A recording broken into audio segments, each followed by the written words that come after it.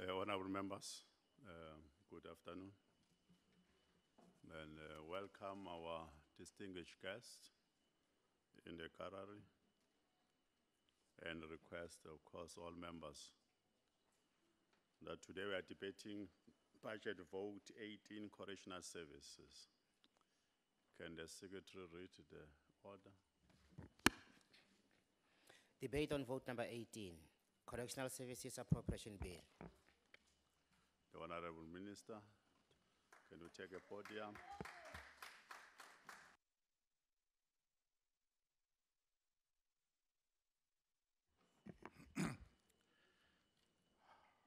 Honorable Chairperson, colleagues, members of the Assembly, the Deputy Minister, Thabang Makwetla, as well as all other senior officials present, any members of the judiciary that may be present. This afternoon, we are privileged to deliver the budget vote speech for the Department of Correctional Services 2018-19 financial year. As colleagues are aware, 2018 marks the centenary birthday celebrations of two titans of our liberation struggle, Nelson Mandela and Albertina Sisulu. Accordingly, in July this year, our country will launch the Nelson Mandela Rules for Treatment of Prisoners in July this year. The Mandela Rules, which Cabinet approved in March this year, are a set of universally acknowledged minimum standards for the treatment of prisoners, to which member states of the United Nations, the UN, committed themselves in December 2015. Over the medium term, the Department of Correctional Services has been allocated 23.848 billion rands in the 2018-19 financial year, 25.487 billion rands in 2019-20, and 27.251 billion rands for 2020 to 2021. Whilst the average budget growth over the medium term is 6.1%, the departmental budget allocation has been reduced by 1,982,000,000 rands due to austerity measures occasioned by the current economic environment. To address this shortfall and the challenges arising thereof, the department is reprioritizing funding from programs such as incarceration and administration and channel it to rehabilitation. Over the medium-term funding for rehabilitation, there will be an increase on average by 6.4%. Safety and security in correctional facilities is of paramount importance. To this end, we are working with law enforcement agencies to ensure that there are no security breaches in our centers and that those who compromise security or otherwise willfully contribute to security breaches face the consequences. The department has suspended officials implicated in all cases of recent escapes in our correctional facilities. Of the recent escapes in the Johannesburg Correctional Center, only 7 inmates are still on the run. 2 were shot dead by the Hawks in KwaZulu-Natal, and 7 were re-arrested. Our correctional model has been evolving over the years. A total of 78,953 offenders completed their correctional programs in 2017-18. The department aims to increase the percentage of offenders who complete correctional programs from 76% in 2017-18 to 80% in the current, that is 2018-2019 financial year. Our rehabilitation program has provided real second chance in life to many offenders with the necessary skills that enable them to become productive members of society upon release. This include people who entered our centers with only a primary school education and left as artisans.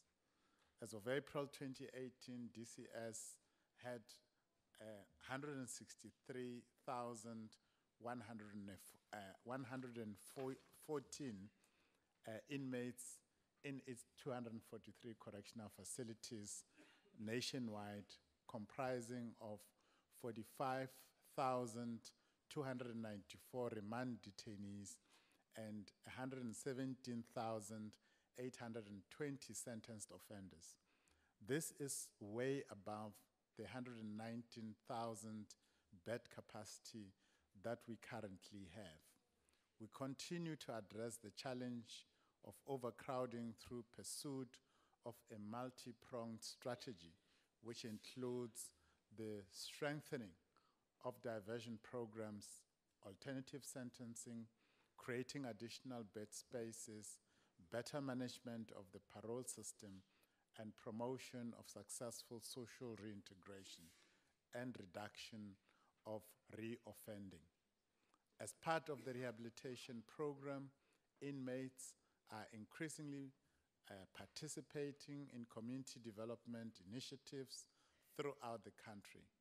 In January this year, 334 schools benefited from the Back to School campaign, wherein inmates and parolees were involved in cleaning, renovating, and refurbishing schools across the country. Currently, more than 1,995 parolees are participating in various such projects compared to 1,238 in the previous year. On the 28th to the 29th of May, we will convene a roundtable discussion on the revised paper on parole to engage stakeholders on the proposed policy changes on the system of parole at the Century City Convention Center in Cape Town.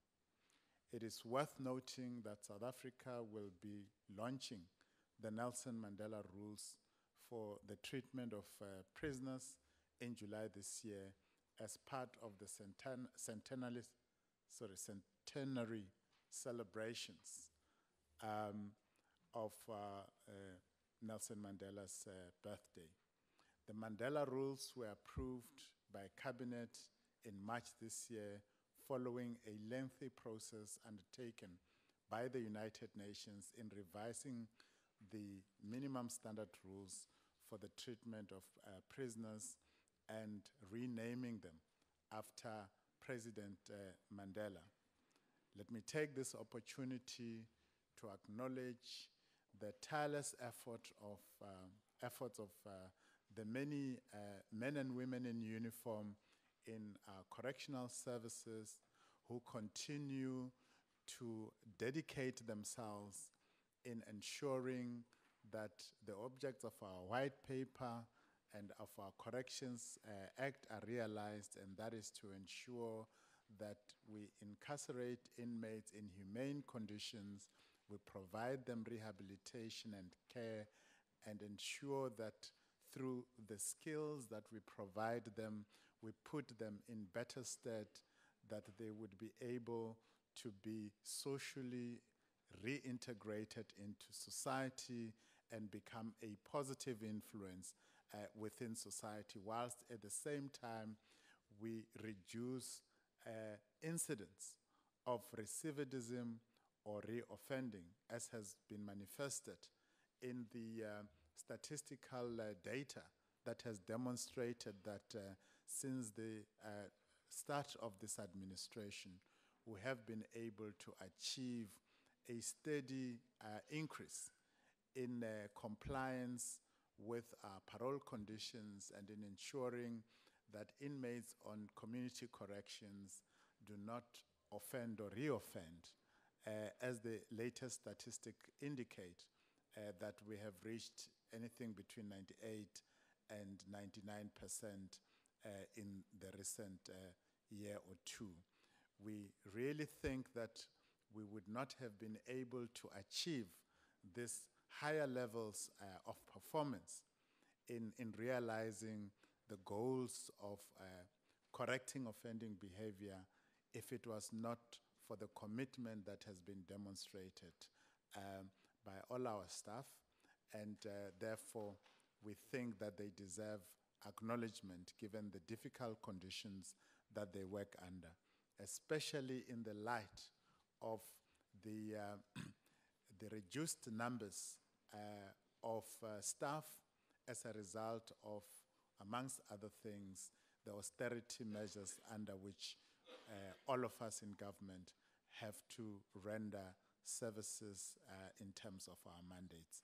Let me conclude by acknowledging the senior officials once again who are present here and thank them for continued support, especially recognize the presence of the new Commissioner of Corrections, Mr. Arthur Fraser.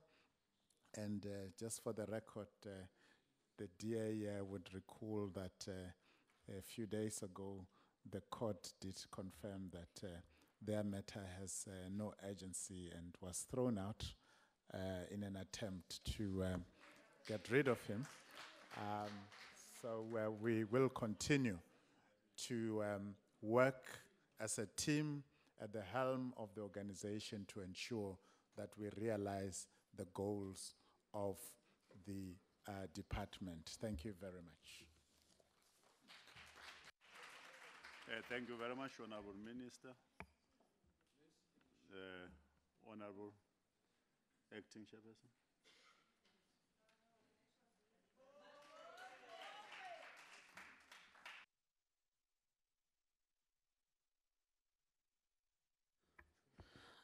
Thank you, Honorable Chairperson, Honorable Minister Michael Masuta, Honorable Deputy Minister Thaba Makwetla, Honorable members, the Inspecting Judge of Judicial Inspectorate of Correctional Services, Justice Johan van der Westhuizen, the National Commissioner, Mr. Arthur Fraser, and senior officials of the department present here today, ladies and gentlemen, fellow South Africans. It is my honor and privilege to present the Committee Budget Vote Report 2018-19, while at the same time celebrating the centenary of our icons, Tata Nelson Rolihlahla Mandela and Mama Albertina Sisulu. Chairperson, the Minister of Justice and Correctional Services, Advocate Michael Masuta, tabled in the National Assembly the Annual Performance Plan, APP, of the Department of Correctional Services in line with the enabling legislation, which is Money Bills Amendment Procedures and Related Matters Act, for consideration and report. The committee was given a political overview by Minister on 17 April 2018. He started by introducing the newly appointed Commissioner of the Department of Correctional Services, Mr. Arthur Fraser. Yes. Again, having introduced the annual performance plan, he indicated the following: the fundamental objective of the Department of Correctional Services is the rehabilitation of all offenders through the provision of education, skills development, and an environment of broader reflection. The department was still facing challenges with regards to lifers who were cagey to participate in rehabilitation program. This puts them at a disadvantage when they become eligible to apply for parole, as evidence of participation in rehabilitation activities is required. Between May 2014 and June 2017, Chairperson, the department released 25.9% of lifers on parole. The department will continue work to facilitate the successful rehabilitation and reintegration to society of those who are eligible. Overcrowding, Chairperson, remains a challenge in correctional and remand detention centers. Over the past 3 years, there was a continued increase in offender population, and this posed serious risks to staff and inmate safety and security. Correctional and remand detention centers were 37% overcrowded. This led to increased escapes, including the latest one where 16 inmates escaped from the Johannesburg Correctional Centers. Furthermore, Chairperson, the Saldanha Judgment Court order of decreasing the population at Polsmoor to below 150,000 overcrowding was achieved in the first 5 months. Then thereafter it escalated because of the increasing crime rates in the Western Cape, the minister said. He explained that it was not easy to transfer inmates to other correctional facilities, as offenders were sentenced in jurisdictions where they committed offenses. The department was in the process of reviewing and aligning its infrastructure plan in order to construct additional bed spaces, convert outmoded zinc and asbestos structures, and regain unused space. Public-private partnerships models were being explored to build new correctional centers and the DCS head office. The department will reintroduce offender labor in order to deal with basic infrastructure maintenance, as this would also contribute to offender rehabilitation by imparting skills to offenders. On strategic goals for 2017-18, according to its 2015-16 to 2019-20 strategic plan, the DCS mission is to contribute to a just, peaceful, and safer South Africa through the effective and human incarceration of inmates and the rehabilitation and social reintegration of offenders, Chairperson. The DCS committed to playing its role to ensure that the medium-term strategic framework and the National Development Plan strategic outcomes are achieved. The overarching goal is to build a safer South Africa where all people are and feel safe. The DCS budget, Chairperson, has increased to a nominal 5% or 1 billion, which translates into 1 billion, higher than 2017-18. By 2020-21, the budget is projected to increase to 27.2 billion. The DCS budget is distributed according to the following 5 programs, Chairperson. Administration, which is allocated 4.3 of total budget. Incarceration, 14.5. Rehabilitation, 1.8. Care, 2.2 billion. Social integration, 898 million. As in the previous year, Chairperson, 79% of the total DCS budget goes towards the administration and incarceration programs. The care program received an increase of 13.85% compared to last year's allocation. The rehabilitation and social reintegration programs receive the same percentage of the budget as last year. As the committee, we acknowledge the continued government-wide fiscal consolidation measures under which the DCS is operating. We also note that the budget of the department has been cut by 2.47%, which translates into 605 million in 2018-19 and is projected to be cut by 2.55 in 2019-20 and 2.54 in 2020-21. The committee also knows that since 2015 up to 2020-21, the compensation of employees, goods and services, and payments for capital assets allocation will respectively reduce by 3 billion, 2.2 billion, and 846 million. According to the department's analysis chair, we have been told that this would have a considerable impact on the operations of the department and impact of the achievement of its NDP objectives. Chairperson, while we accept this, the committee cautions that the cuts should not be used as an excuse for failure to perform by the department.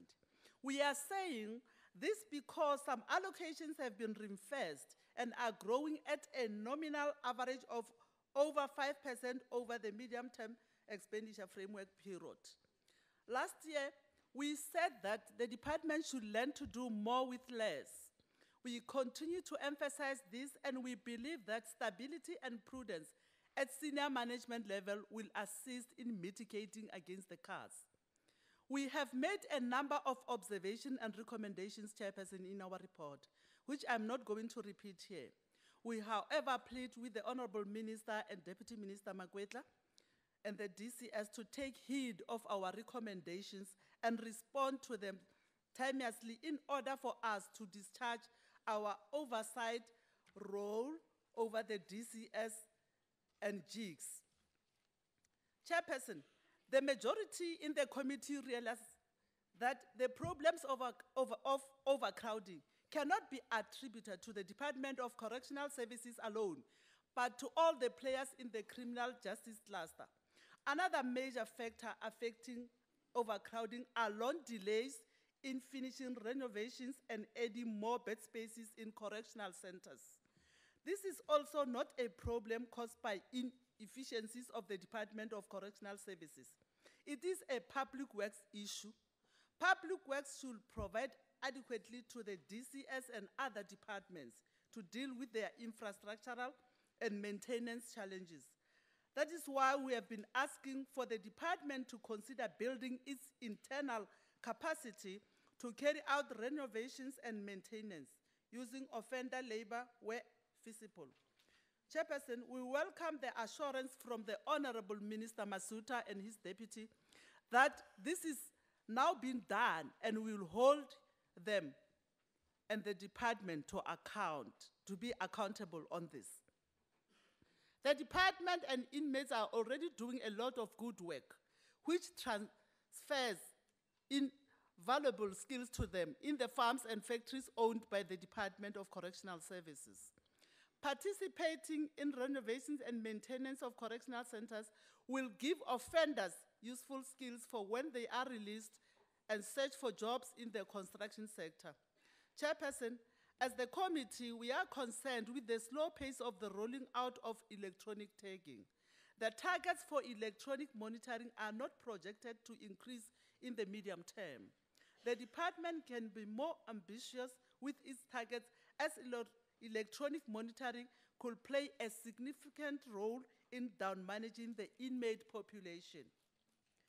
Alternatively, alternative sentencing is also be another area where the criminal justice system needs to pay more attention to. On behalf of the chairperson of the Portfolio Committee, Dr. Musera, I thank the honorable committee members, the minister, the deputy minister, and the leadership of DCS and GIGS for their work. I therefore present this budget vote report for consideration. I thank you, Chairperson. Thank you very much, Honorable Acting Chair. The Honorable Horn.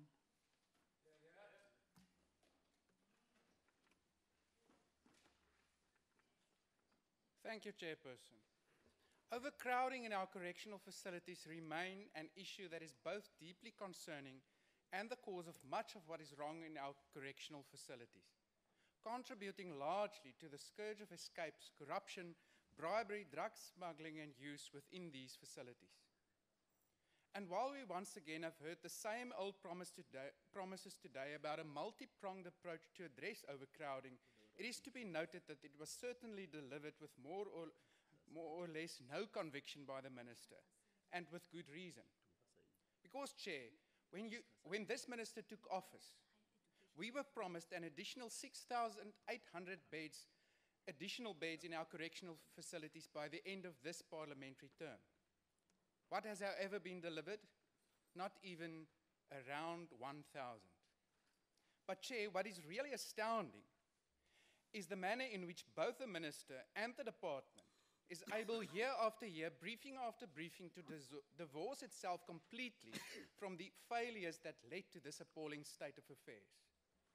Let's look at the saga that is the horror story of the new facility to be built in Tsenin and Limpopo as an example. First announced in 2007. The first contract lapsing because the preferred bidder could not meet all the regulatory requirements. As we stand here today, still not completed, and in the meantime earmarked by the dubious distinction of construction twice over the last 4 years, grinding to a halt because the department's preferred service providers have been liquidated. Not the same one twice, no, 2 different companies appointed by DCS, both going belly up. Where's the due diligence?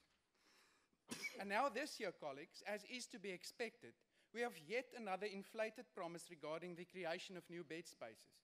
Although buried far away in the APP and not talked about by the minister today, the new promise is 18,000 bed spaces to be created over the next 10 years. Well, Chair, from this we can only conclude that DCS is also foreseeing a change in government after next year's election, for that's the only way this could ever be achieved. Chairperson, corruption in prisons is unfortunately another negative feature that just stays with us. The newspaper headlines about prisoners being treated to stripteasers, escapes, and corruption amongst officials keeps on hounding us month after month. There are unfortunately also regular reports regarding contraband in our facilities. Minister, we are going to have to redesign our entire correctional services structure if we ever hope to solve these issues. The focus must be to keep detainees gainfully occupied, teaching them practical and marketable skills to allow them to become economically active when leaving prisons, and working with civil society to enable them a smooth transition back into society. This will require political will, hard work, and an enhanced budget. But then, Chair, there's also the serious issue of maladministration and corruption within the administration of DCS, which is omnipresent when one looks at its performance. The pilot project for the electronic monitoring of parolees, lauded at the time as an integral part going forward of addressing overcrowding, halted, yes, because the awarding of this contract is being investigated by the SIU. There is not, Honourable Mutapu, a slow rollout. There's a zero rollout.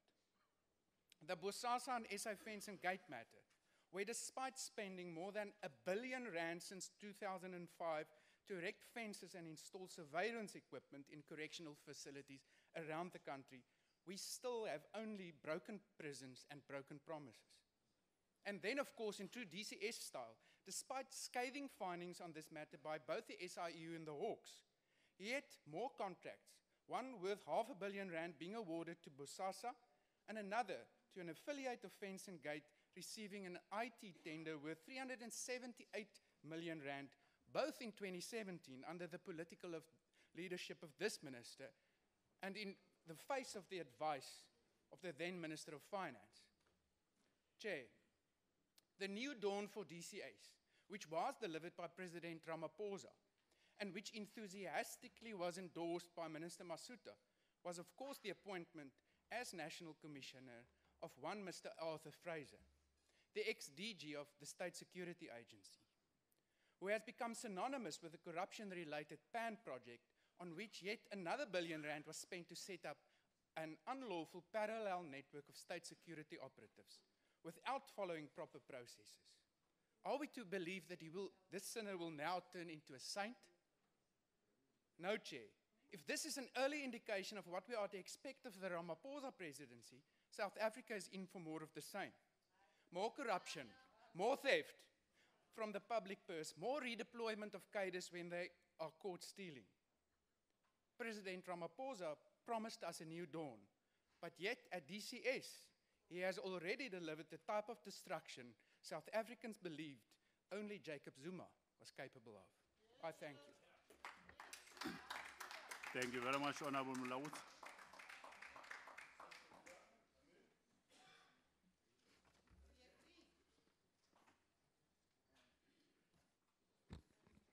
Thanks, Chairperson. The EFF rejected this budget of Department of Correctional Services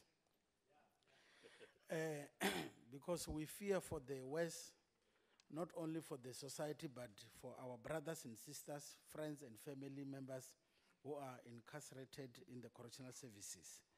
Honorable Chair, our correctional services facilities are overflowing, and this is because of the problem at the lower courts where magistrate sentences people willy-nilly. Some are denied bail when they should be given bail. Some are sentenced to correctional facilities when they could otherwise be sentenced to a community services. Our justice system is not correctional at all. Instead, it is retributive and service to punish more than to correct, rehabilitate, and allow people who once made a mistake to contribute positively in the society going forward. People go to the correctional services facilities as soft criminals for petty crimes and often criminals or crimes of opportunity, only to come out as hardcore criminals who deliberately commit crimes, kill, and steal without fear of correctional services facilities. Honorable Chairperson, our correctional facilities are full with young black people who should otherwise be participating positively in the economy. Young black men and women should be at the universities, FETs, and institutions of research. Young black men and women should be at work, putting food on the table, building families, and serving society. However, in an economy that exists to exploit people, an economy that is not create jobs, and an economy that continue to exist on the basis of exclusion of 2 million of black South Africans, our prison will remain full with people who otherwise will not be there but somewhere else. It will be a mistake to separate the high level of crime in South Africa with unemployment, poverty, and inequality. Our correctional services facility must be a place of rehabilitations and people who find out different people. We must invest in education programs. Those who go there without matric must finish their matrics. Those with matrics must complete their junior degrees, and those with qualifications must be provided with opportunity to serve communities with their skill while saving their sentences. Bo Minister, lingofungula reko gorile ambe ro mangadziwa nga maanḓa nga bo Presidente bo Cyril Ramaphosa musi vha tshi bvisa bo Arthur Fraser kha State Security ba ba isa uri ba ba Director General ya Correctional Services. Zwo ri mangadza vhukuma ngori rine ro vhona zwo sumbedza uri Presidente mafhungo a corruption a vha kho a lavhelela zwavhuḓi, a vha khou a sedza zwavhuḓi u sumbedza uri vha khou gori corruption i solvee. And futhi ri dovha ra vhona zwori mavharivhari ane a khou ambiwa a tshi ambara bo Arthur Fraser ndi nga mini bo Arthur Fraser vha sa tou tshadzhiwa kana vha fariwa uri vha kone u ya court vha dzi ṱanzwe dzina vhone vhaṋe u fhirisa uri vha tshi khou vha hone hu tshi ambelelwa mafhungo vha sa itwi tshithu. Zwinga havha bo Arthur Fraser ndi muthu ane a vha na maanḓa vhukuma ane vha mofa na u mofa bo President uri vha nga mu u dzhiela vhukando vhufhio ngori a ri ḓivhi ndi nga mini tsho itaho zwori vha vha bvisa ngei kha state security vha vha isa kha correctional services ngori a ri ngo fhiwa dzi reason dza uri vho ita mini. Zwino ri khou ri mavharivhari heya na khou ambiwa khavho kha dzhielwe nṱha vhukuma. Zwiṅwe zwine ra nga amba zwone ndi zwa vhashumi vha ri correctional services, vhashumi a vha khou wana dzi overtime nga tshifhinga, vha khou shuma dzi long hours vha sa tshentshiwe. Zwino ri khou humbela zwori correctional services yo fhiwa budget ine a i koni u dovha ya vha na vhashumi vhanzhi uri vha kone uri vha thuse uri arali hu na vhathu vho fariwaho vha kone uri vha tshimbidze dzi program dzoṱhe hanengei. Zwino ri khou ri riṋe sa EFF ri pfha uri heyi budget for correctional services ndi ṱhukhu ngori a i koni uri vhafariwa vha bve vha sa fana zwe vha dzhenisa zwone. Instead ndi uri vhafariwa vha bva vho no vha dzi hardcore criminals, zwine is a concern kha riṋe hezwo vho minister. Ri khou humbela zwa uri vho minister vha dzudzanye ḽi fhungo uri correctional services dzavho dzi vhe fhethu hune ha guda ha funza vhathu uri vha vhuye vha sa fani na zwine vha ḓisa zwone. Ri khou livhuwa mutshephesani. Thank you very much. The Honorable Ebeku.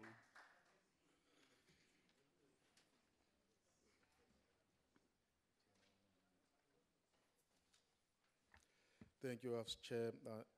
I'm standing here on behalf of my colleague who couldn't be here because of challenges at home. House Chairperson, although there has been a significant reduction in correctional services escapes, just last week another 4 inmates managed to escape from the Roy Groen Correctional Center in the Northwest Province, bringing this year's total escapees to 20. It is vital that we get answers about the recent prison escapes and ensure greater security at the country's correctional institutions. Regardless of this foiling and tough talk on escapes at correctional facilities, it must be noted that this budget will see significant cuts over the medium-term expenditure framework in order to better fund the Office of the Chief Justice.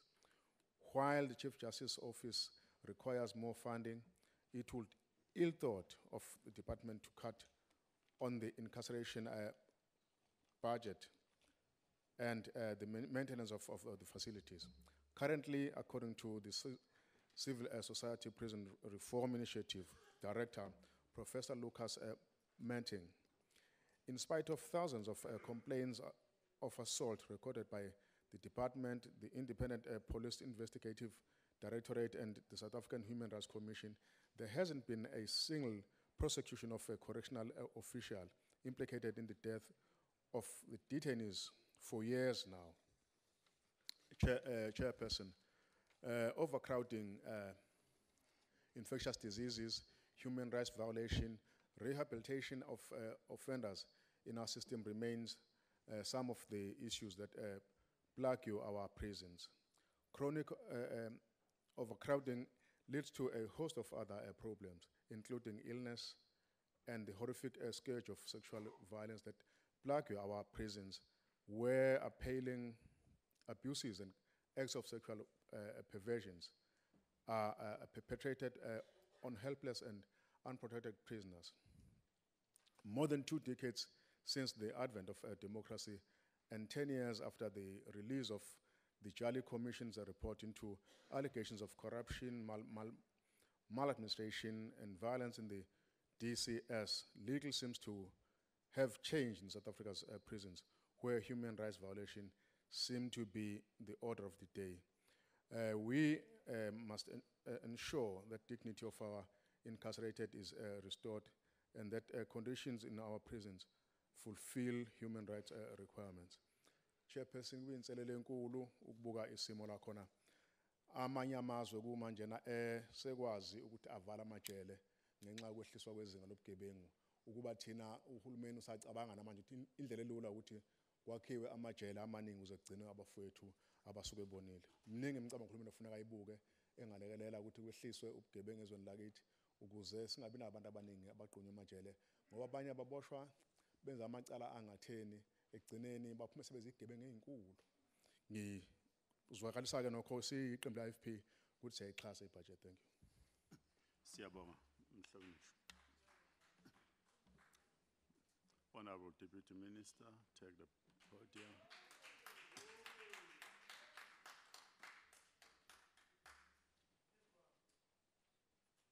Honorable House Chair.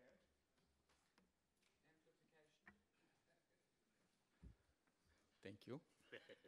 Honorable House Chair, the Minister of Justice and Correctional Services, Honorable Advocate Michael Masuta, members of the Portfolio Committee of Justice and Correctional Services, distinguished guests in the gallery, ladies and gentlemen.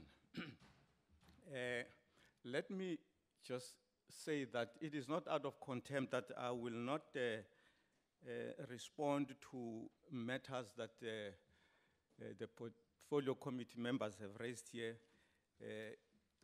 The problem I have is that I know that already. I'm not going to say my say within the stipulated time, but I guess in the future engagements with the committee, some of the issues can be explored further. This year marks exactly 100 years since the birth of Nelson Rolihlahla Mandela. As South Africans and peace-loving people around the world celebrate the centenary of Madiba, allow me, Chairperson, to commence my remarks in this budget debate by quoting the first president of our democratic republic, President Mandela's dream words at the threshold of our democratic order in 1994 when he said, and I quote, "We enter into a covenant that we shall build a society in which all South Africans, both black and white, will be able to walk tall without any fear in their hearts, assured of their inalienable right to human dignity in a rainbow nation at peace with itself and the world," unquote. Today's debate in this hallowed chamber of our people's parliament is a reminder that it takes a lifetime to change society, and in this business, success is not always guaranteed. An overview of our advances in the Department of Correctional Services in part signals the reality that the dregs of our society are stubbornly intent on choking our noble dream, which Dali Bunga articulated so well, with commitment and passion. We all will agree that the covenant which Madiba spoke about cannot be advanced by building more jails, notwithstanding the reality that for as long as there are those among us who do not hesitate to do inhuman things to others, the state must have the capacity to remove them from our midst in order to protect society.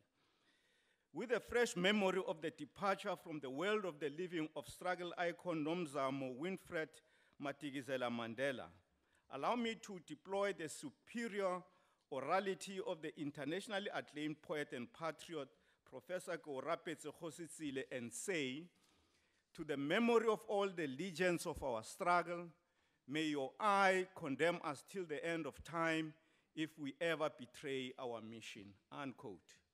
Honorable members, colleagues, and comrades, maybe what I am shying from saying is, instead of bemoaning the ever-increasing levels of overcrowding in our correctional centers, is it not useful for us to confront the uncomfortable reality that crime and criminality are increasingly becoming today's national question in South Africa, which we are in denial of?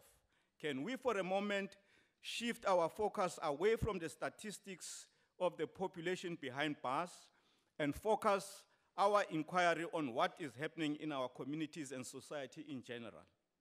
This, I believe, is an imperative which Madiba's disciples in particular will gladly ponder over as we celebrate the centenary of his legacy by renewing our vows to the covenant he spoke about in 1994. Which way is the way to the way? The people's wordsmith, Brawili, Professor Kgositsile, would have asked. Chairperson, in March 1955, the legendary urban black magazine Drum published a sensational article titled "Mr. Drum Goes to Jail" by Henry Nxumalo. This article was a sequel to the 5 days Mr. Nxumalo served in penitentiary after he orchestrated his own arrest to gain first-hand experience of the horror stories about life in South Africa's prisons at the time. After he encountered the guaranteed abuses which were common practice including being hit every day without fail, kicked, made to eat without washing his hands after cleaning the toilet bucket, performing the notorious Tausa, and subjected to verbal abuse.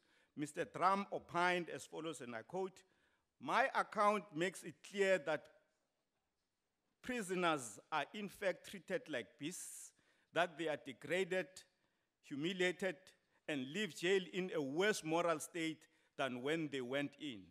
The prison does not cure criminals, it makes them," unquote.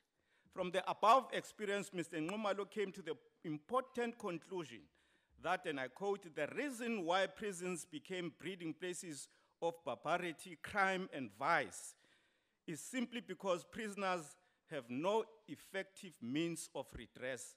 They dare not complain. They know that if they do so, they will very likely be beaten, punished, or refused remission." In 1947, the Penal Reform Commission, presided over by a well-known judge, Mr. Justice Lansdowne, expressed dissatisfaction with the conditions and treatment of offenders in prisons.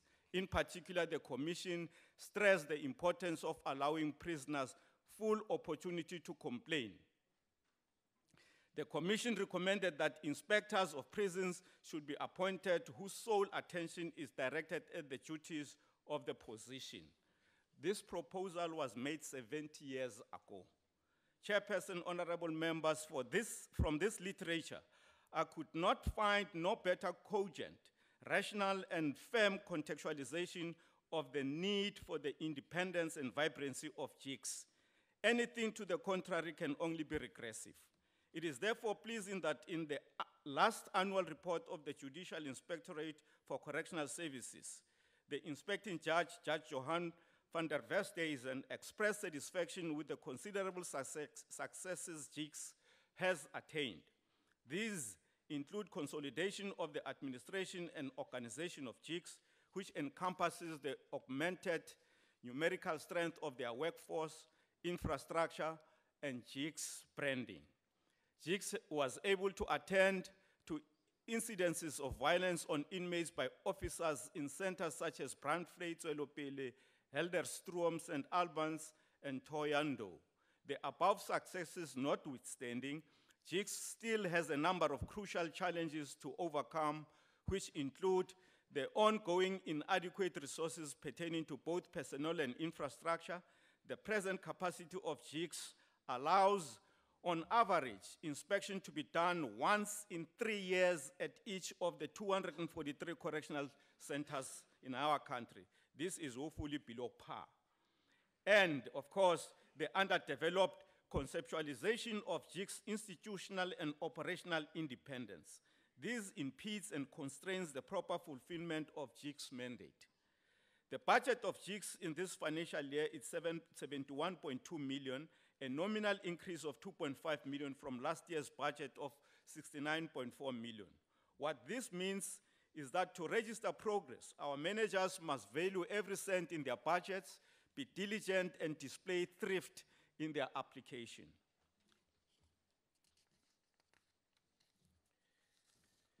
DCS continues with the implementation of strategies for the down management of our inmate population. However, it has to be noted that the drivers of the population of remand detainees is beyond the sole control of the department, as it is impacted upon by police work and court processes, as already commented upon by one of the speakers before me. This is further aggravated by the increasing trend of serious crimes.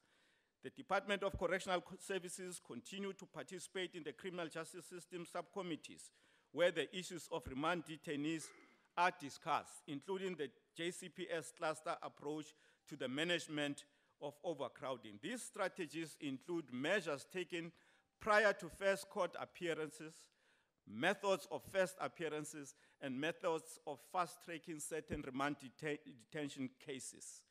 With respect to bail, one of the major challenges is that only 10% of the overall remand detention population in our facilities is eligible for bail.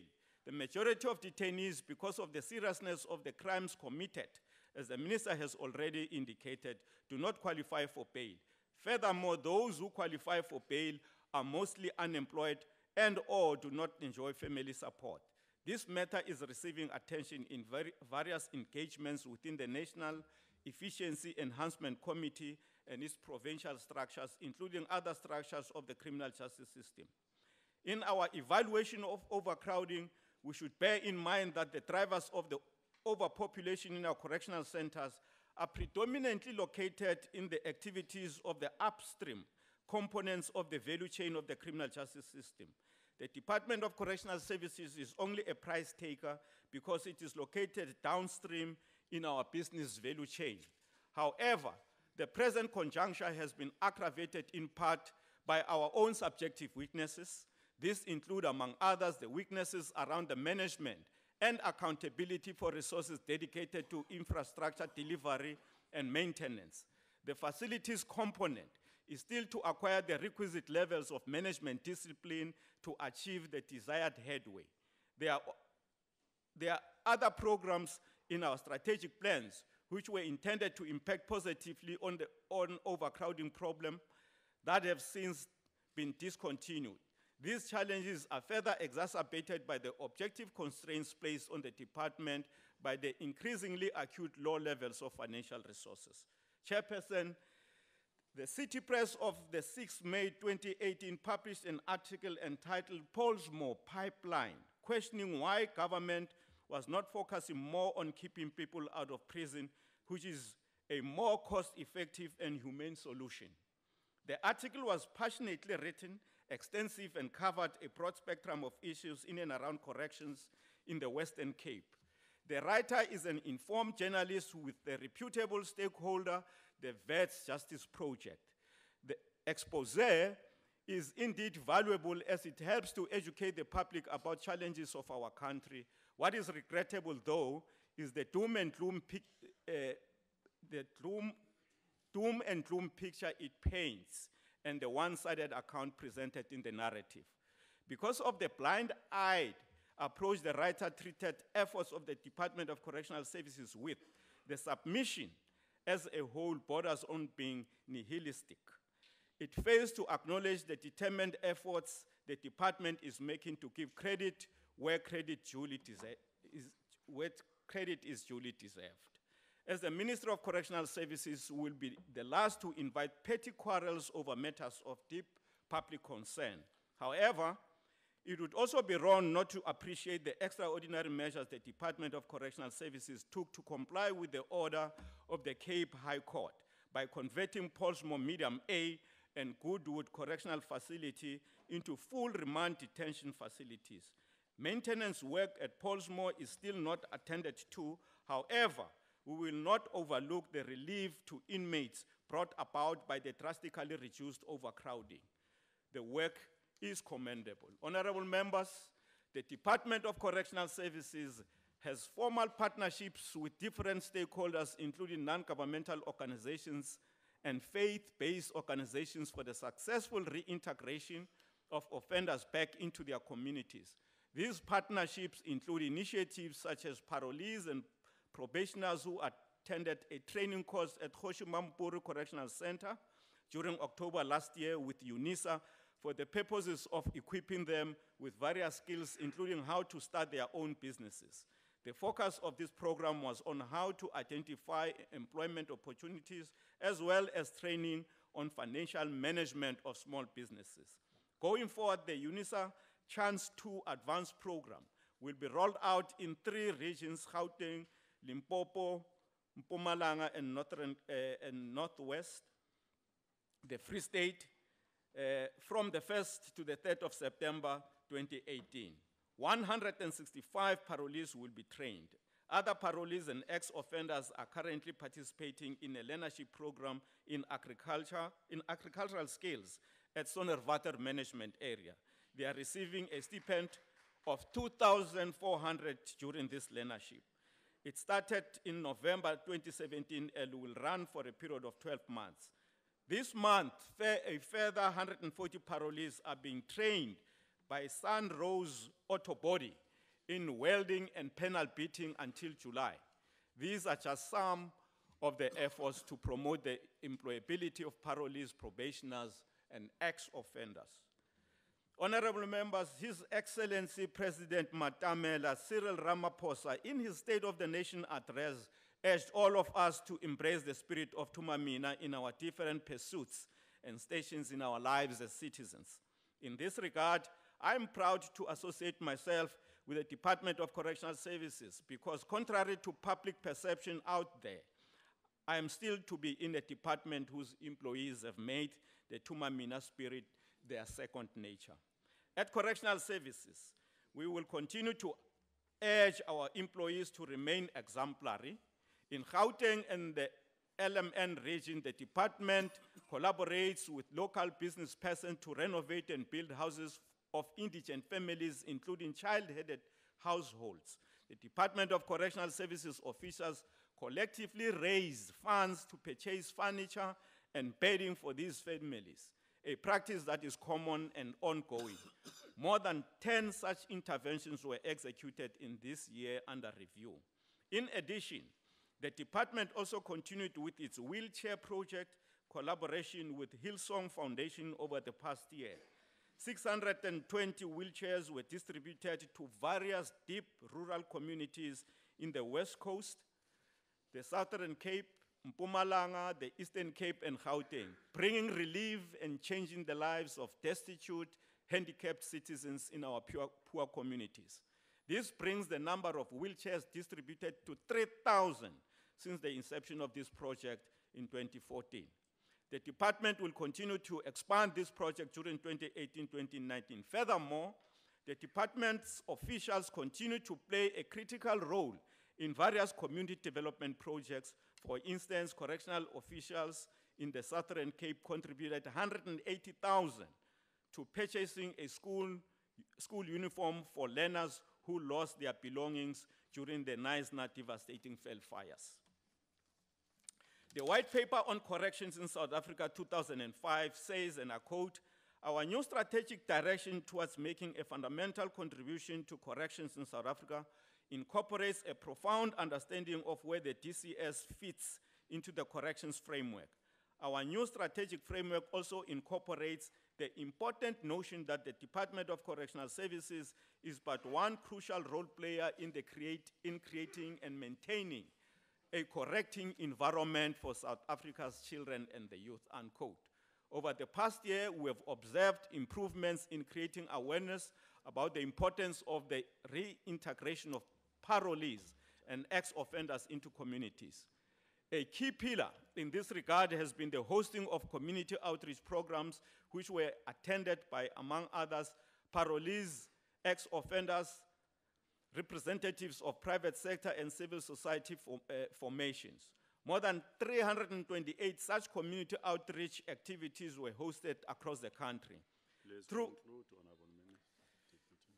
In conclusion, Chairperson, allow me to join the Minister on behalf of our Parliament in thanking all the employees of our department and its leadership for their selfless service to our people and their communities under trying and life-threatening circumstances at times. Not forgetting all the distinguished members of institutions and bodies which constitute South Africa's corrections regime.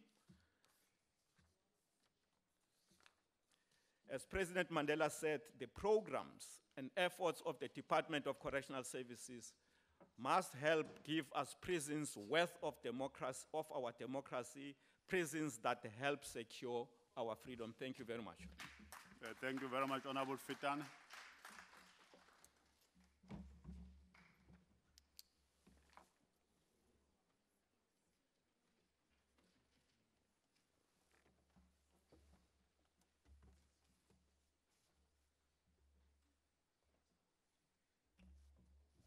Thank you, Honorable Chair.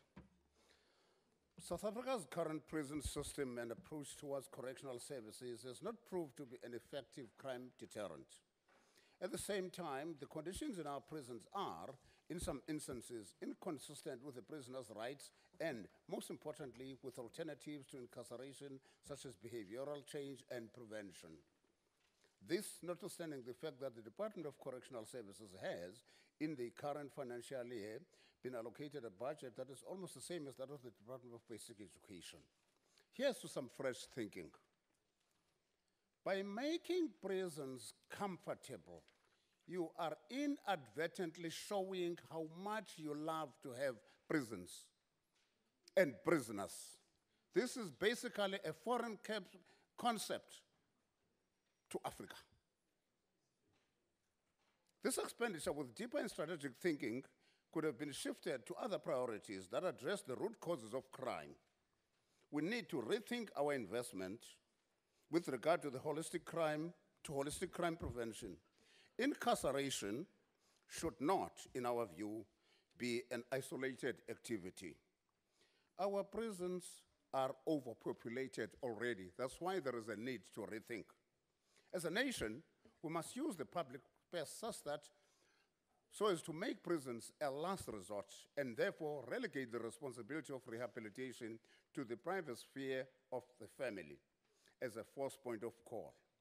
Imprisonment must just be a temporary sojourn in one's life, not a home. Correctly so, this department recognizes the family as the basic unit of society. Accordingly, the family is the primary level at which correction should take place. From the family, we have the community, which is the second level for corrections. In this regard, the state, through this department, should mainly be transformed into an overall facilitator and driver of corrections. The country can only succeed in preventing crime if its approach is intimately connected to effectively address the anomalies from our basic unit, the family. Collectively, and together with other relevant departments, like social development, South African police services, education, including civil society, the taxpayers' money can be managed and used wisely instead of spending billions of rands on punishment. Remember, some of these horrible crimes, like murder and rape, are committed with intent, not negligence. And you take such a person, we intended to kill a person, and you feed them at thousands of rands, at taxpayers' money, and you make them comfortable when they intended to kill and rape. Vrachta. The URAM is advocating for a more holistic criminal justice system. We strongly believe that this approach will bring sustainable solutions to the challenges facing our correctional services, but most importantly, in achieving the goal of a peaceful and crime-free society. Minister, the 2018 budget allocation must be used to introduce this collaboration and cooperation of all stakeholders and put in place a firm foundation for the realization of an integrated approach that will place the family and community at the center of radical social transformation. Such a shift can only be achieved through a collaborative effort amongst all departmental heads. These two sides of power are fundamentally strategic and the drivers of societal determination. This is the route to go. You won't go wrong. Just do it and invest wisely in in progressive humanity. May you please conclude? 1 minute. With this latest appointment, I can just remind you of an old adage which says, send a thief to catch a thief, and you will reap the consequences. On the 3rd of May, 2 prisoners were stabbed to death in Paulsmoor prison. The report is that there were hardly any guards visible around. And there's a problem about even burying those people because they were incarcerated without producing any IDs. Thank you very much, Honorable Filtan. Your time is Infrastructure expired. in Tanzania, Minister, you admitted you've got no budget. Make it available. Thank you. No, thank you very much. The next speaker is Honorable Skosana.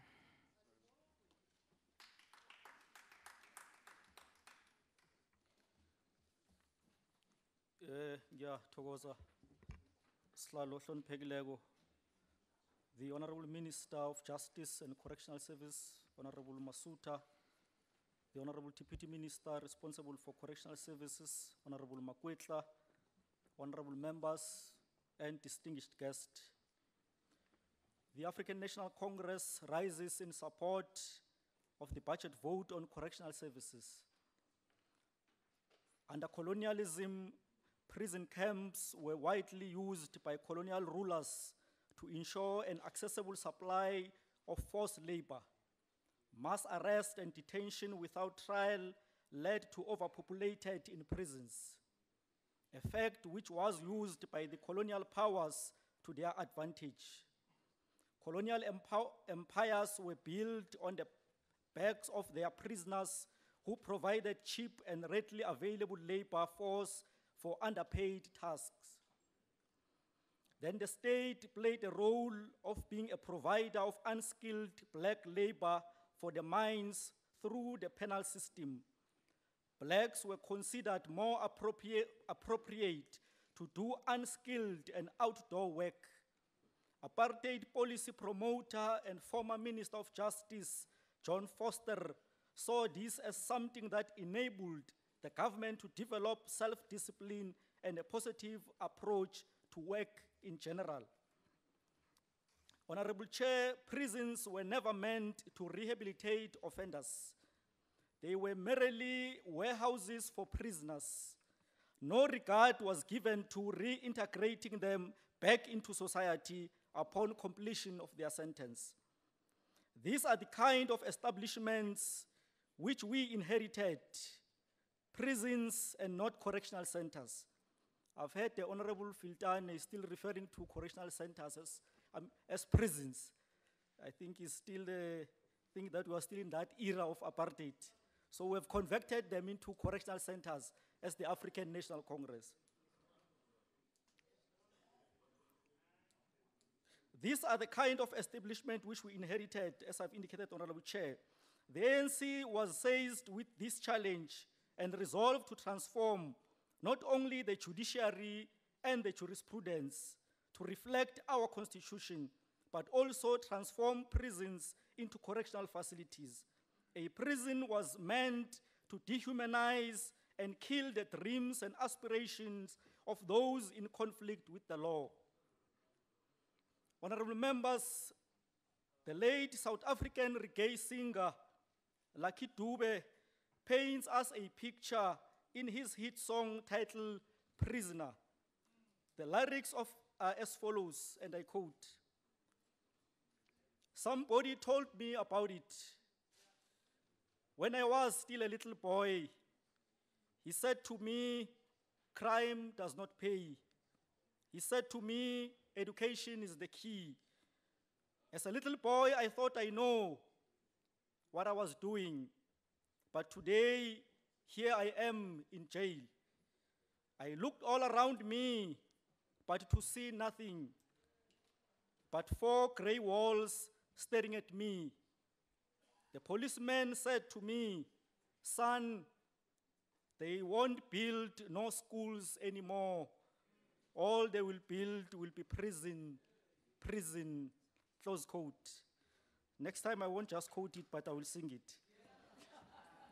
Honorable Chairperson, the Freedom Charter called for imprisonment to only be for serious crimes against the people and aim at re-education and not vengeance. As we were preparing to govern, we as the ANC declared our belief that a prison service for the country must play its part not simply in restraining convicts, but in rehabilitating convicted persons.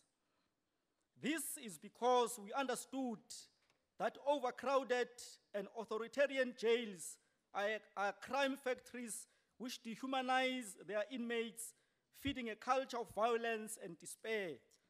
The ANC committed itself to turning prisons into correctional centers. Honorable Chairperson, the rehabilitation of offenders is the cornerstone of corrections. Without effective programs that help offenders mend their ways and upskill themselves, we are not going to be able to deal with the problem of repeat offending, or what is normally referred to as recidivism. Honorable members, it is said that the largest number of people in correctional centers today would have been arrested and convicted for some other offense in the past, up to 90% of them. This means that they are repeat offenders. So the biggest challenge of corrections, above all, is rehabilitation. followed by social reintegration.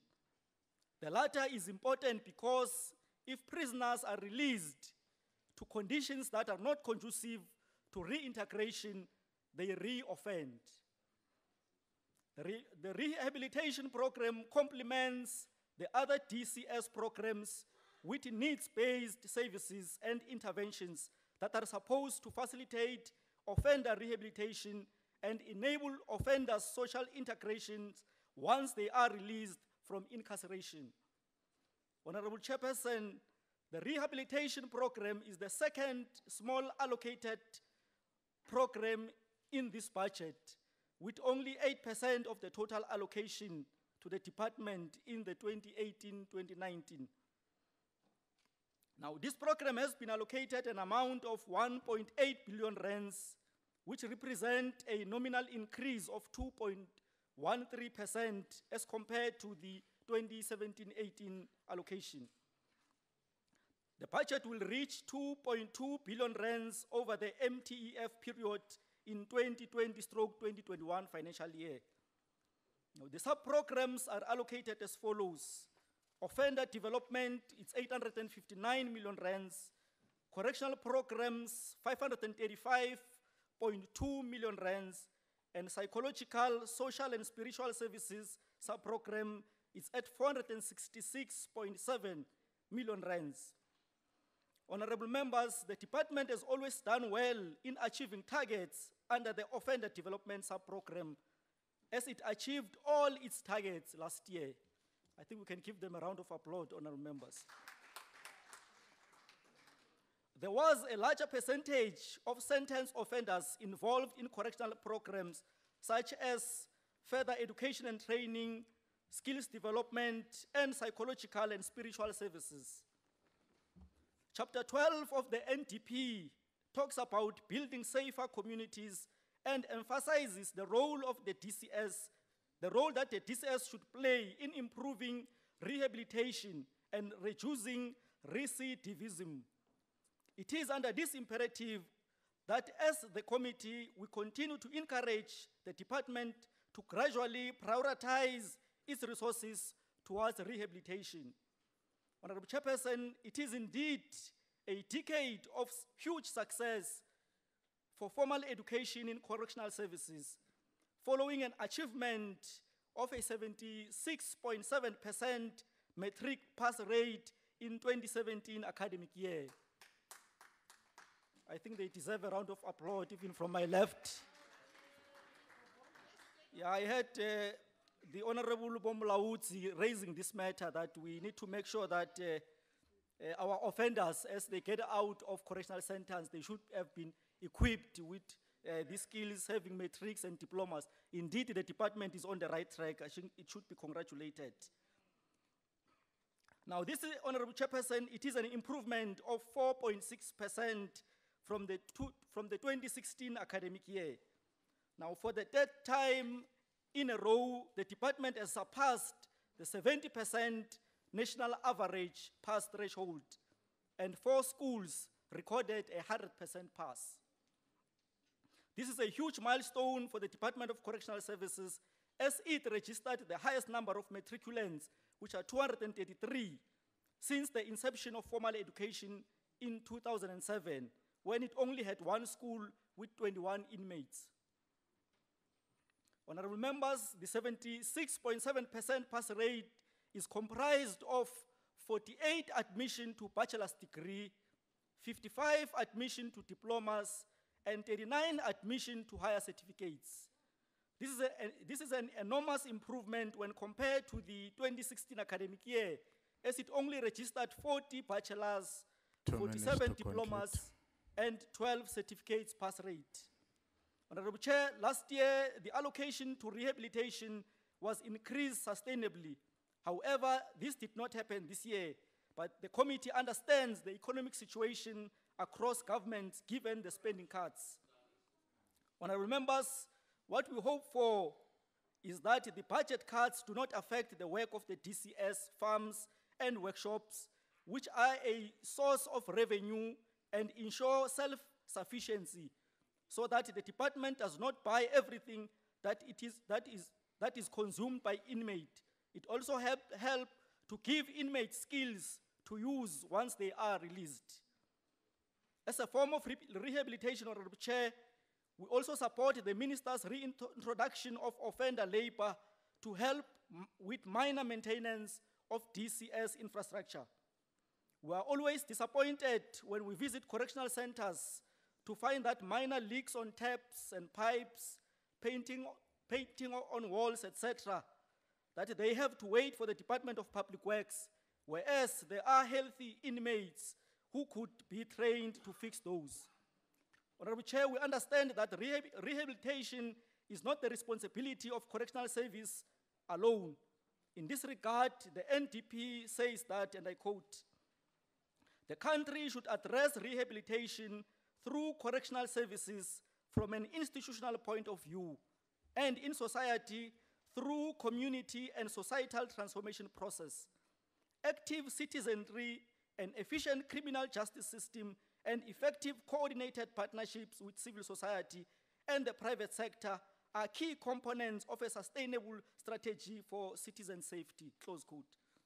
Honorable Chairperson, we therefore encourage the work of the DCS with civil society organizations and society at large in dealing with rehabilitation and social reintegration. We also encourage thank you very much, the cooperation of Honorable various government Skhosana. departments Your in dealing with the time social has expired. causes of crime, which are largely accounted by underdevelopment. So as the ANC, we support the budget vote in Ngiyathokoza. No, thanks very much. The next speaker was supposed to be Honorable Swart. I don't see. Well, okay.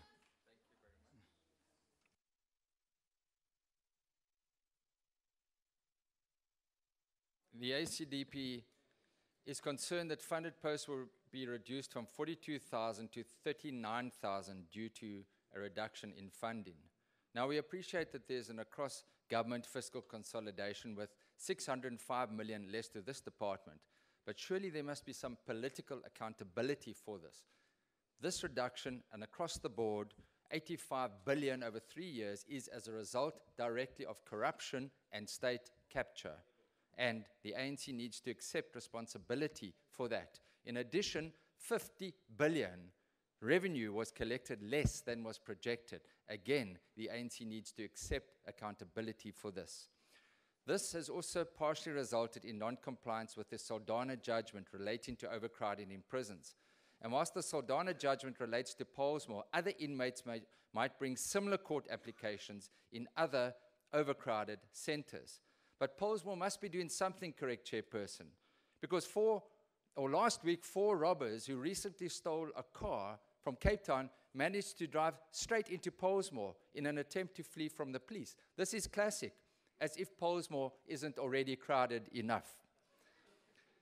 Now, the ACDP has long held the view that increased usage should be made of offender labor to deal with minor maintenance projects, and we thus welcome the Minister's commitment in this regard, and commend the department on the productivity of its farms and factories that can result in self-sufficiency and generate revenue. We trust, however, as the ACDP recommended before, that the revenue obtained is channeled to the department and not to the national fiscus, as was the case. The department has also for several years not been able to meet its targets to create additional bed spaces. This has largely been due to delays in the completion of capital infrastructure projects, and regrettably, discussions between the Minister and the Minister of Public Works have borne little fruit. This must be resolved at a political level, as obviously the Department of Public Works is at fault in this regard. As other speakers have said, overcrowding remains a challenge, and we saw this firsthand when we conducted our oversight visits. Now, the ACDP has many years recommended the usage of Section 63A and Section 62F of the Criminal Procedure Act, as well as Section 49G of the Correctional Services Act, which will reduce the number of remand detainees. That is where we can reduce the numbers in our prisons, and we've got to apply these provisions and reduce the number of remand prisoners. We also support the increased usage of restorative justice programs, but are concerned that rehabilitation budgets are being underfunded. and this will obviously have a direct impact on integration of offenders in our prisons. We are concerned that JICS, although it is a dedicated sub-program with an increased budget, is still not independent. We believe it is not desirable for it to dependent on the department for its funding. It must be independent to operate effectively. May you please conclude? Lastly, the ACDP wishes to thank all those dedicated officials and staff who work under very difficult and often dangerous conditions in our correctional facilities. We saw it at first hand when we visited the prisons in various areas where we saw even women wardens having to be placed in the men's side to intervene, and that is unacceptable, so we trust that this will be addressed, but we are very grateful for that committed hard work, except for those that assisted convicts to escape. I thank you, Chairperson. Thank you very much. The next speaker is Honorable Self.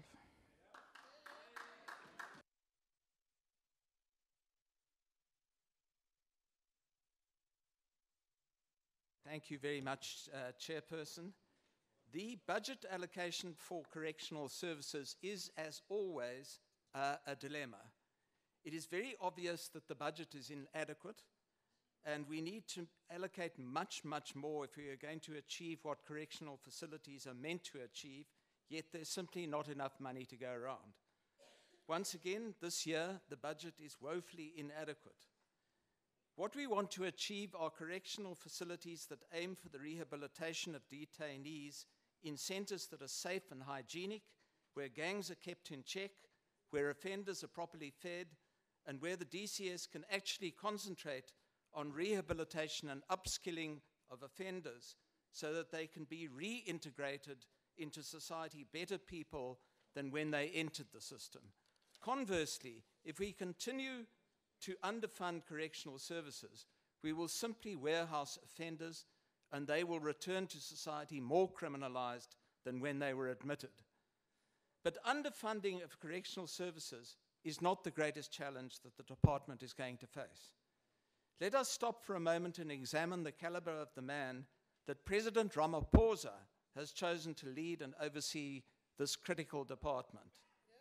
The newly appointed National Commissioner of Correctional Services is Mr. Arthur Fraser. He is something of an enigma. He was first suspended and then resigned from the NIA under what can euphemistically be referred to as a thundercloud. As long ago as October 2014, we became aware of the controversy and serious allegations that had surrounded Mr. Fraser. An expose was published in the city press at that time under the headline, "Spies Plunder 1 billion rand slush fund." The story chronicled a litany of fraud and corruption involving Mr. Fraser and the wanton squandering of hundreds of millions of taxpayers' money. Mr. Fraser, then the second in command of the NIA, which later became the State Security Agency, had set up an expanded project of South Africa's intelligence capabilities, known as the Principal Agent Network, or PAN, with a limitless budget. Millions of rands were allegedly transported in suitcases from a state money depot to the farm, the nickname of the SSA headquarters near the Retvlei Dam. Mr. Fraser confidently bragged then, as he does now, that he would never be charged, and he hasn't been charged for reasons that are incomprehensible. Equally incomprehensibly, he was re-employed after his resignation by Mr. Zuma as the Director General of the SSA, and has now been redeployed by the current president to be head of the Department of Correctional Services. All of this when he should have been suspended and prosecuted for a litany of alleged crimes. Mr. Fraser was one of the people who was instrumental in keeping Jacob Zuma in power and enabled Jacob Zuma and his family to plunder the coffers of South Africa at will. But the new National Commissioner of the DCS is also implicated in a 2-year forensic investigation for misappropriating hundreds of millions of rands while he was in the SSA. Is this the new dawn that President Ramaphosa speaks of? Payback for favors done for Mr. Zuma made his appointment at the SSA obvious.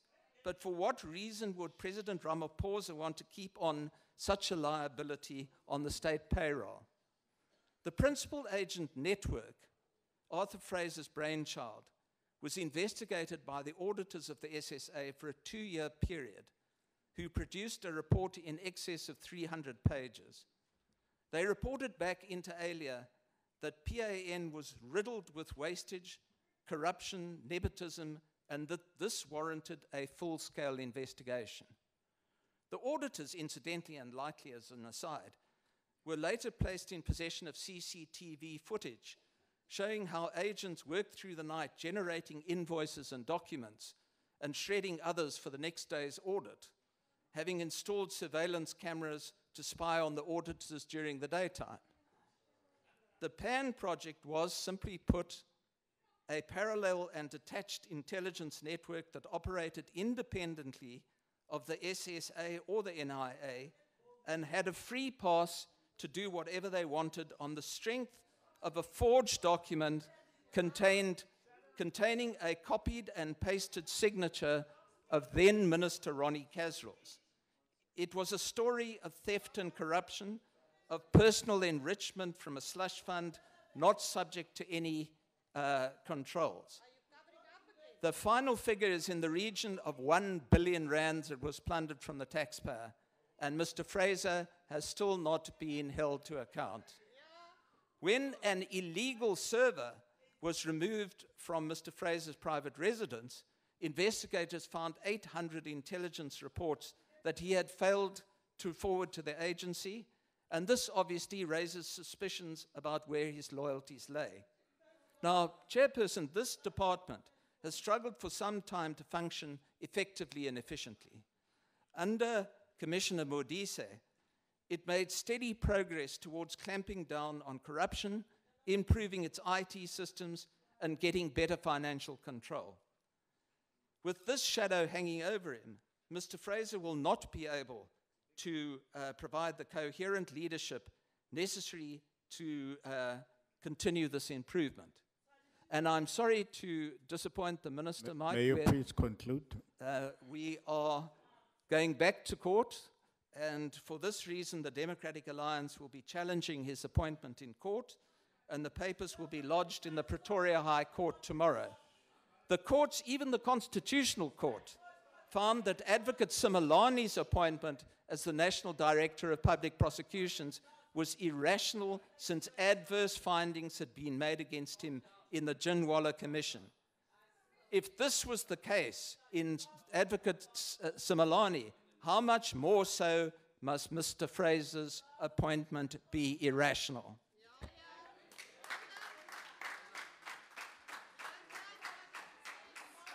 No, thank you very much. The next speaker is Honorable Maila.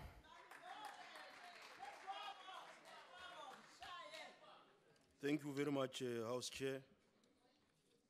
Minister Masuta, Deputy Minister Makwetla,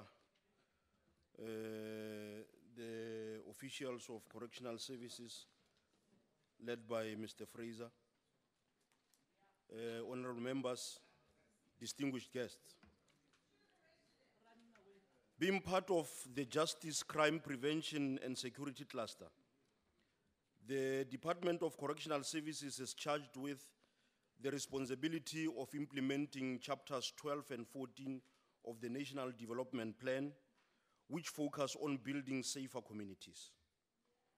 One of the biggest challenges facing DCS and the country today is the problem of overcrowding, as it was mentioned by speaker after speaker during this debate.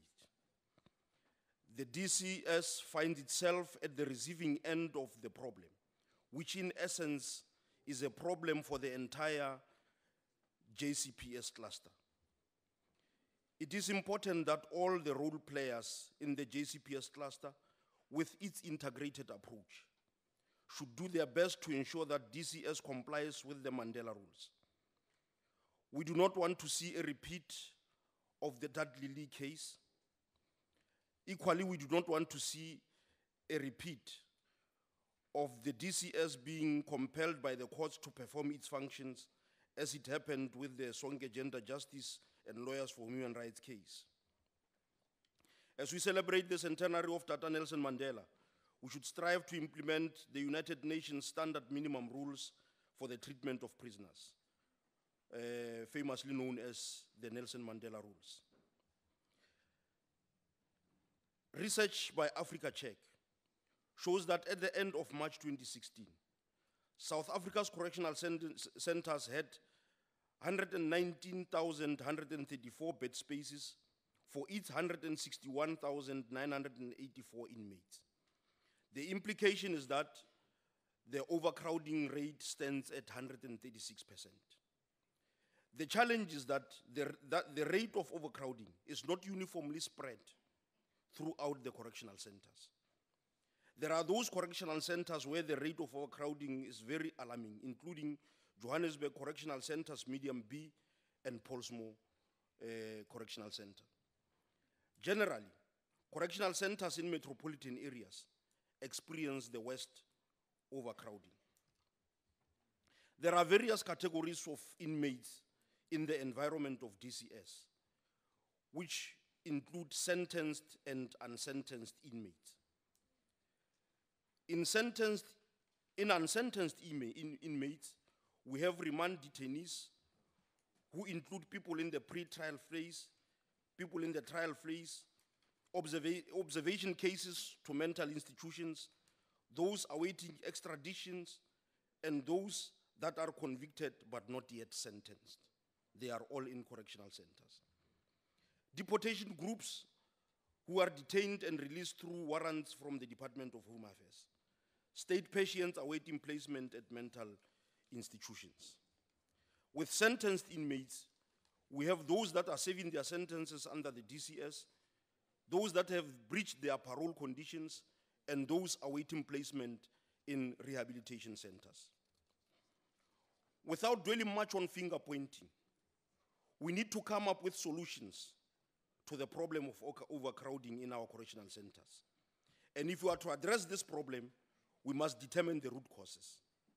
The 53rd conference of the ANC identified recidivism and failure to correct offending behavior, as well as the high number of inmates who spend long periods in remand detentions as major causes of overcrowding. Of course, overcrowding is not without its associated risks.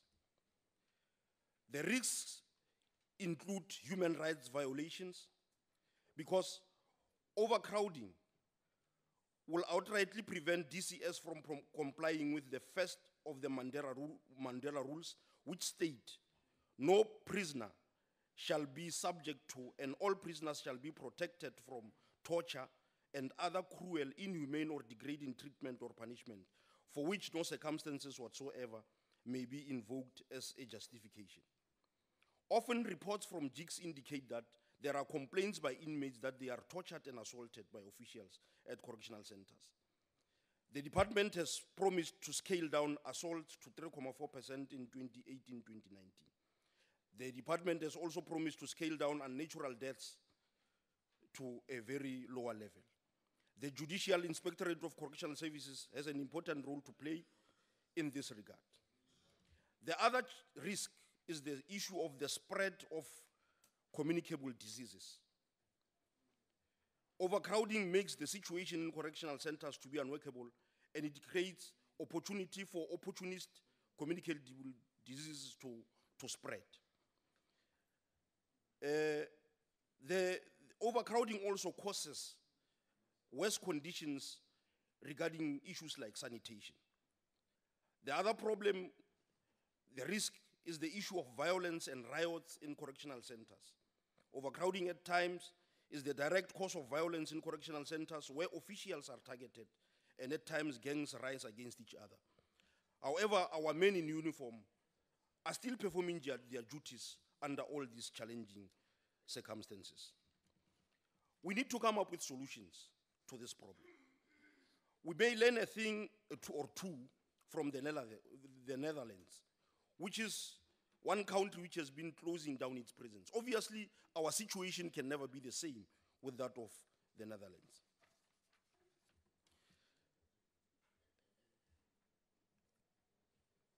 The clause of the Freedom Charter that says all shall be equal before the law states that imprisonment shall be only for serious crimes against the people and shall aim at re-education and not vengeance.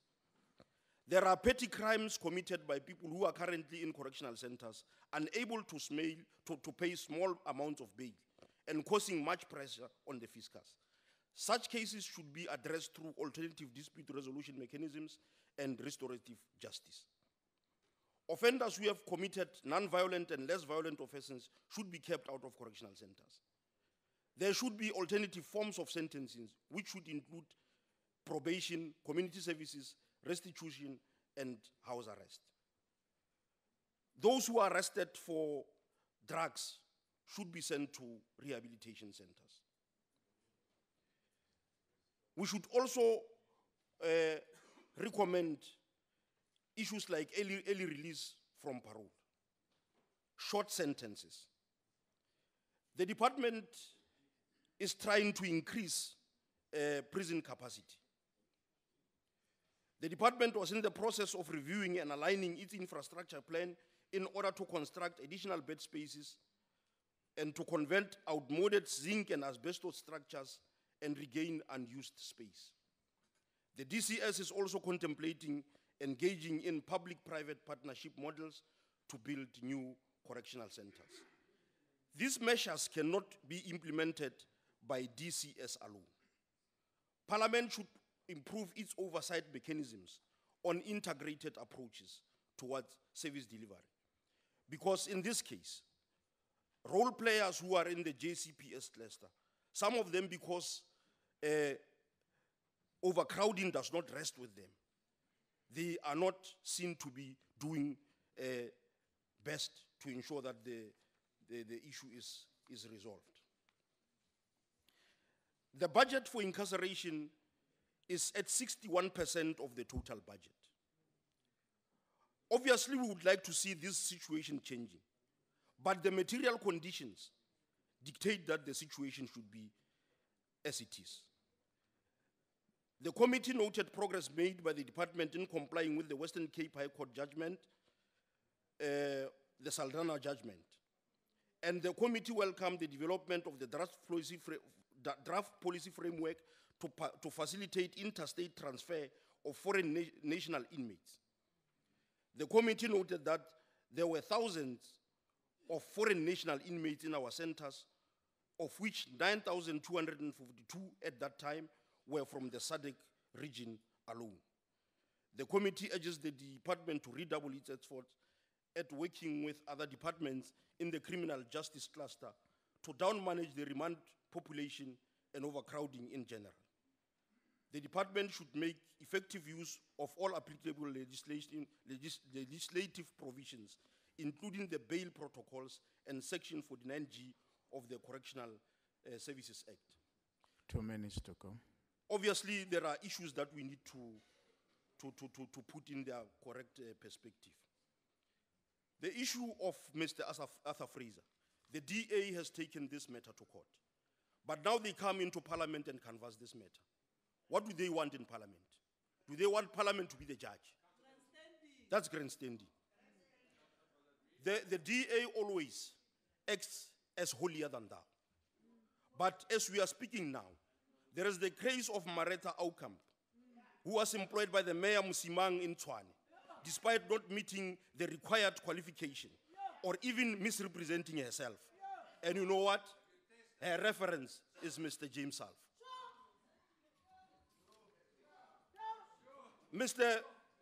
Mr. Horn claims that next year there will be a change of government because of overcrowding.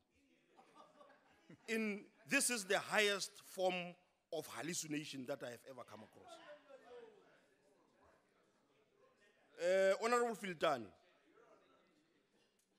you are saying if the department tries to hold inmates in humane conditions, then you call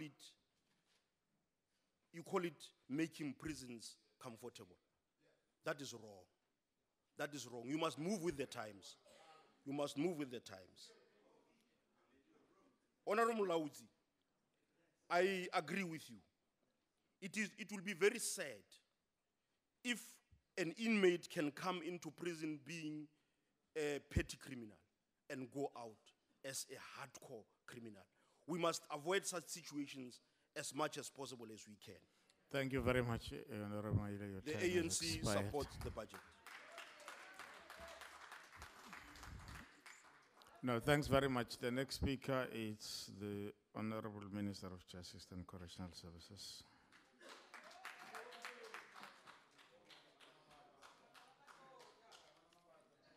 Chairperson, let me thank all the honorable members for their contribution to this budget debate this afternoon. But before I proceed, allow me to take this opportunity to acknowledge in the gallery two of our very creative and dare I say not so old, I'm not sure whether to call them young, members of our society in the creative industries, the producer Twala and her support, Ms. Munonde, who deals with content on a program that is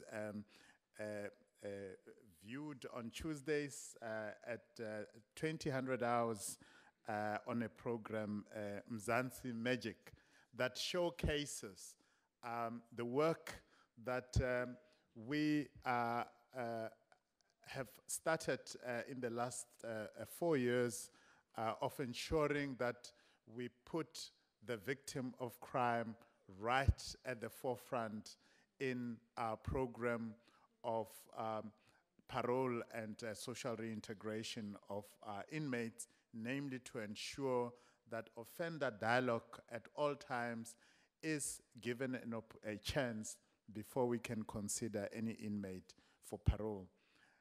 Maybe we can, if they can stand, and we can acknowledge them with a round of applause, because I think this is valuable work that they're contributing. Let me also, thank you. Let me also use this opportunity to acknowledge a project called 67 Blankets, which on the 24th of last month, April, this year, in celebrating 100 years of Madiba's birthday, again broke world records by knitting together crochet blankets that, when viewed aerially, depict the beautiful picture of Madiba in black and white, and can even be viewed from space. I think these are South Africans that make us proud and put us on the map of the globe, and we really appreciate the contribution that they make. Let me start, Mr. Honorable Horn, by saying that I agree entirely with you. We must uproot corruption wherever it rears its ugly head. Speaking for myself, since I took office at Corrections in 2014, I have not stood in the way of any tender being taken on review or being the subject of any litigation where there has been allegations of maladministration or irregularity.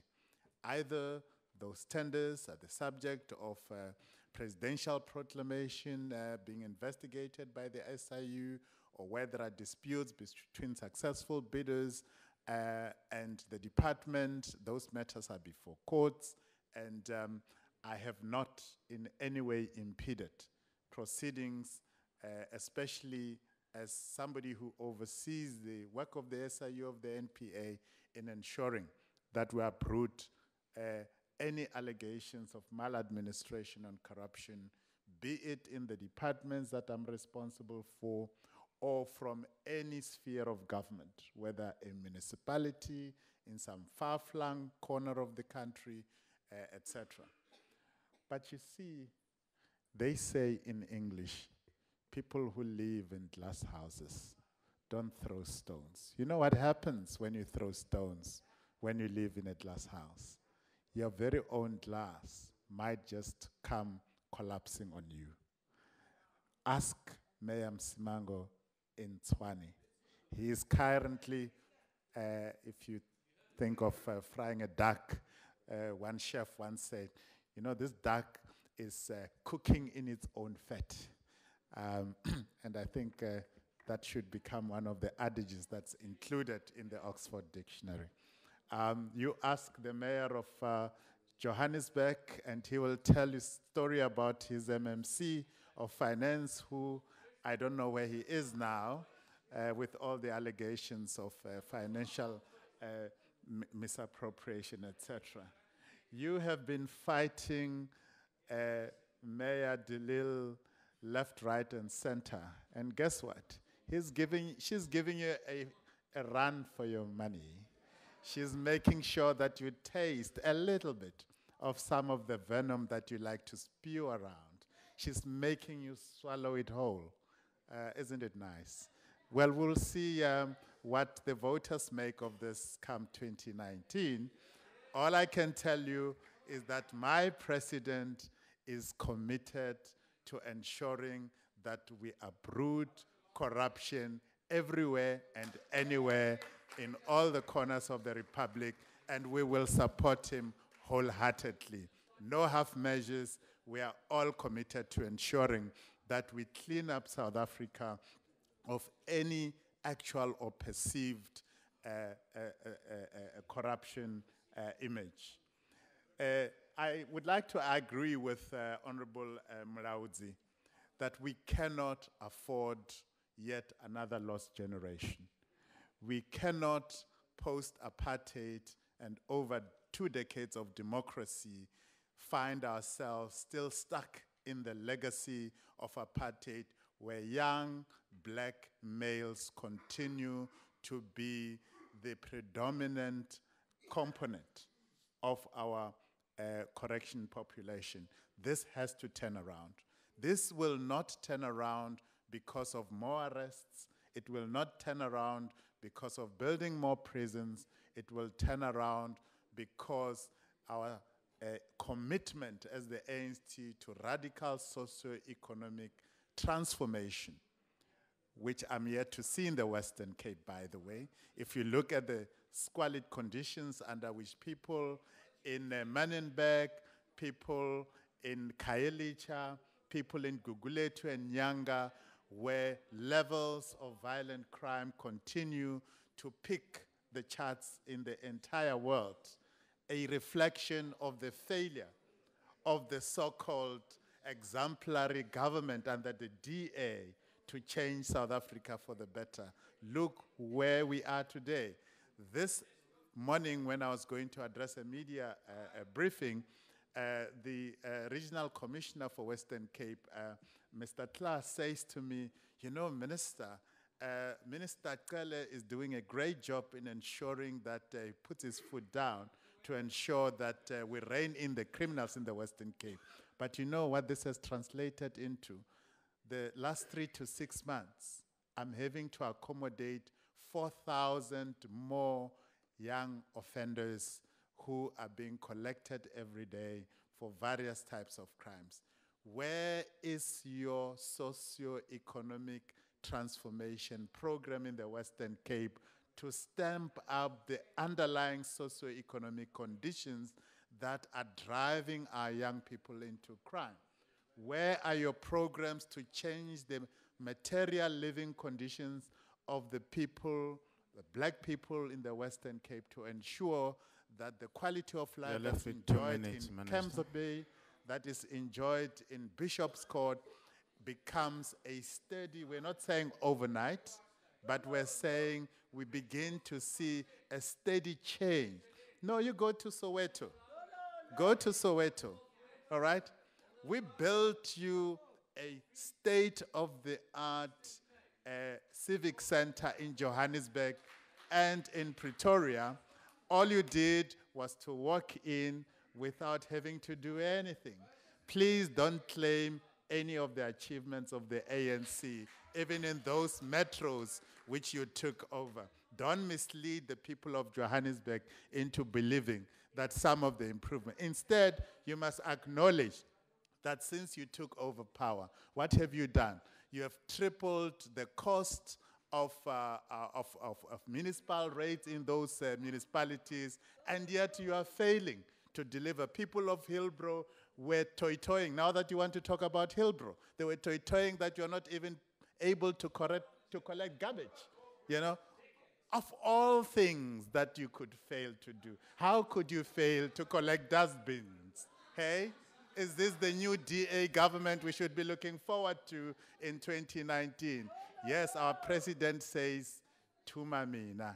He means it. He sent envoys all over the world to raise 100 billion rands to ensure that we turn around this economy, that we invest real money into this economy so that the economy of South Africa can work for the people of this country, so that young people in this country can get jobs and stop committing crime, so that we ensure that the squalid living conditions in this country are brought to an end, so that South Africans can begin to enjoy the quality of life Point of order, irrespective Chair. of their gender or their race. And this is what Thank you very much, the Honorable Minister. Your time government is under the expired. ANC What is your matter? wants to achieve. My matter, sir, is that the minister has been given an extremely generous allocation No, of no, time. no, My you don't know. count is I'm more than 2 controlling minutes the over time. the 40 No, minutes. no, you're out of order. been I'm timing it, controlling sir. the time. How many minutes do you have? Point How of many order, minutes was Chair. allocated to the Total, minister? sir, 42. How many Point of minutes was order, allocated Chair. to the minister? You No, see the it's truth, that's Total, where sir, you're from the wrong. beginning, the hurts. minister and the deputy, That's the deputy problem. minister have That's had why they're 42 jumping minutes. around. That's where you are wrong. He has got 10 Point of order, minutes to sir. respond, not the time that you have. Point of order, Chair. No, that's the wrong list that you have. I am chairing. I've got the list. And Point the of list order, is sir. 10 minutes. He never uses 20 minutes earlier on. No, he never uses 20 I minutes. cut my speech short so that I can tell you the Yes. truth. Thank you I very much. knew you were going to Honorable jump. Minister, your time has Point of order, expired sir. now. I knew you were going Honorable to fry Fikana, your own fat. what is the point of, we should what are you excuse- rising on? We should excuse the chair. He was fast asleep. Didn't check his clock. Thank you very much, Minister. Your time has expired now. Thank you very much. And DA, thank you for reminding us of how incapable of governing you are and how scared of the truth you are. Thank you.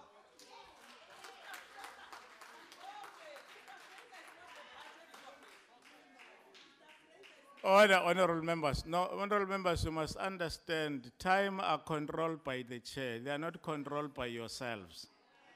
So the time that was allocated to the minister was 20 minutes earlier on. He never uses 20 minutes. He used 10 minutes. Then automatically 10 minutes has got to be taken to the closing. So don't control the chair. You are not in charge. Thank you very much. Members are reminded that at 16:15, that's 4:15, the debate on small business development budget vote will take place in the National Assembly chamber. The debate on tourism budget vote will take place here in the old Assembly chamber. And the debate on the women budget vote will take place in committee room E249. That concludes the debate and the business of this mini plenary. The mini plenary will now arise.